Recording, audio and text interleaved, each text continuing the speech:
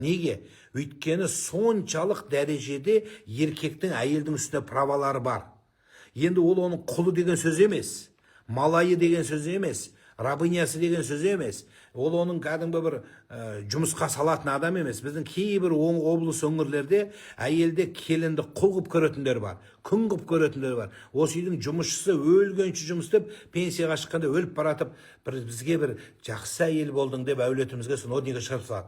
Ол үшін келмеген ол. Ол келіп малай болуға келмеген сіздерге. Малай болу емес ол. Сондықтан қолынан келмесе жәрдем беру, қолындағысын қолынан, жолындағысын жолынан алу. Бізде анау өлгенше жұмыс істеп бір әулетке, сол әулеттің ағасын, қайнағасын, қайнысын, семьясын, бүкіл бәрін бағып, өлгенше бәрін киіндіріп, содан кейін ең сонда өліп кетсең, жақсы келін болып еді бізге деген солмаса да өмірдің мәнісі жоқ, олай емес ол. Ол бұрын солай болған шығар, мүмкін кейбіреулерде шектен шыққандарда оның өзі. Бірақ ол жақсы нәрсе емес. Әйел басына тауқымет көп түседі. Құдай тағала еркекке қарағанда әйелге тауқыметті көп берген, дәрежесін де Алла тағала көтеріп қойған. Енді сол қай дәрежені қай жерде ашады, соны Құдай қаласа ертең айтамыз. Ниеттеріңіз қабыл болсын, Алла күндеріңізді берекеге толтырсын.